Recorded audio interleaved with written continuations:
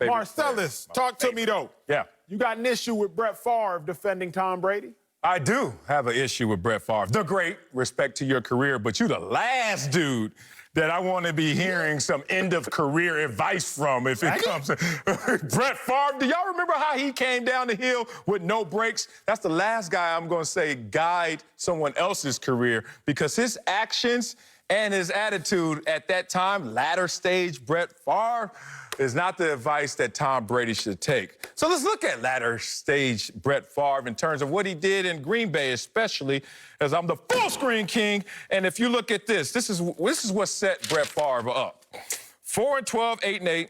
Footnote right there. After that, he did go 13-3. But the point of it is, when they drafted Aaron Rodgers, all of a sudden Brett Favre started to show some warts. Why do I bring that up? Because this is a guy all of a sudden, all of the equity he had, all of what he built up was all of a sudden expendable and put at risk because of how he was treating the organization and treating others. To the tune of, they said that Brett Favre showed up one day while Aaron Rodgers was there, and they was like, we have moved on. You have to leave the building. And we all know what happened with the delay of the Wall of Honor, etc. All those things considered, if you're Tom Brady, you got to answer this in the only way that you can answer it, through your performance. This can't be an emotional, ego-based response, like, oh, how dare he criticize me? And Brett Favre talking about you barking up the wrong tree. No, it sounds like, Brett Favre, you're the wrong tree that was in the wrong yard because you didn't know how to deal with criticism when you were coming down the hill. I think that Bruce Arians is doing this the right way, leveling the playing field, saying all that greatness of yours, Brady, was somewhere else. Over here, different culture, same expectations, we still want to see greatness. Well, I don't think, the question was, I think, that do you have a problem with him defending Tom Brady?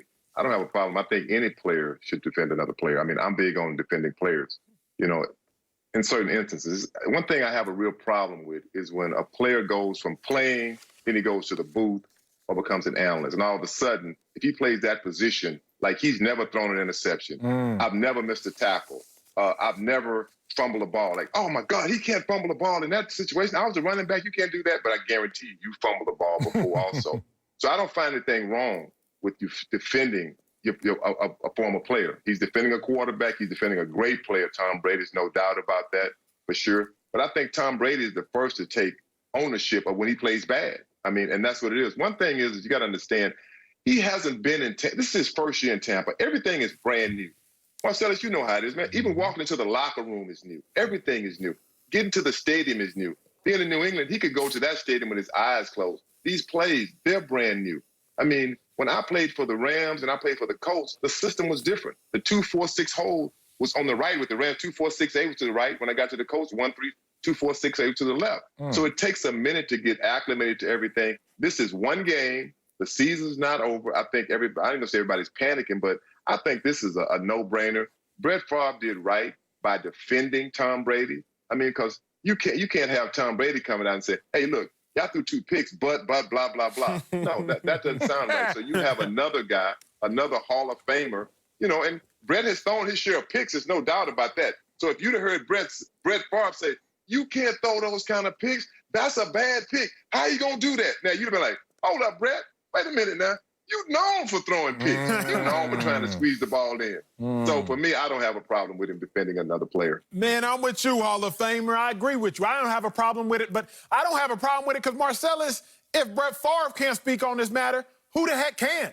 Like, Brett Favre is actually one of the few people most qualified to talk about this. He played to the age of 40. When playing to the age of 40 wasn't a regular occurrence like Tom Brady and Drew Brees are now making it seem like. Brett Favre actually succeeded at a very high level. Remember, he went 12-4 before losing in the NFC Championship to them Saints in Minnesota when he was 40. Brett Favre has actually played and succeeded after transitioning to a new team, leaving a historic place where Brett Favre was in Green Bay, then going to Minnesota, having success. Tom Brady left a historic place in New England, going to Tampa, trying to have success. Brett Favre is actually the one, but also think, Brett Favre, he knows better than Bruce Arians what will work, as Brett Favre has worn the shoes.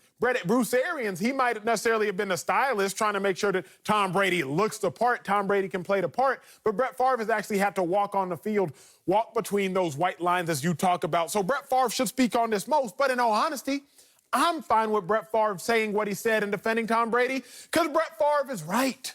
Like, Bruce Arians, okay, you don't need to necessarily coach Tom Brady in the same way as you're coaching everybody else. So even if Bruce Arians does have some sort of truth, that's ignorant. Think about how think about how Bill Belichick has adjusted in New England. Everybody said oil and water. Cam Newton, Belichick won't work. Well, Cam Newton showed up in his highlighter yellow suit with his fedora hat with the feather in it, and he still balled. Why? Because Belichick made proper adjustments. I think Bruce Arians, if he wants to be a Super Bowl winning head coach, not Super Bowl winning assistant coach, he needs to make the same adjustments. Man, all he's saying, if you really decode it, is, I was too emotional at that stage of my career and too accomplished to be hearing somebody talk to me like I was still a player. So he's trying to tell me that Tom Brady is the same? Like, don't bark up that tree may fall on you. Maybe that tree is withering away. Maybe there is an issue with it, and he's trying to save it if you're Bruce Arians. So this whole don't talk to me like that, that's soft belly. I ain't from that school of thought. What really is going on here is simple. They had a bad draw for week 1 of Tom Brady going to a new organization, new system. You're playing the Saints. Can y'all calm down? Y'all want to look at your schedule going forward? You got the Panthers, Broncos, Chargers, Bears, Packers, Raiders, Giants. At least 5, 6 of those games look winnable. Pretty easy if you just show up as Tampa Bay. So the point of this is, Brett Favre, you don't need to defend Tom Brady and go out there and say, hey, Hall of Famer, hey, I got your back. Yeah, he is making us look a little hard and soft. Stay in your place, stay on the farm, let Tom Brady stay on the team, in the locker room, and take this coaching like all players should. Coming up, we got a fun new game. You've heard of Keep It 100? Well, when coaches and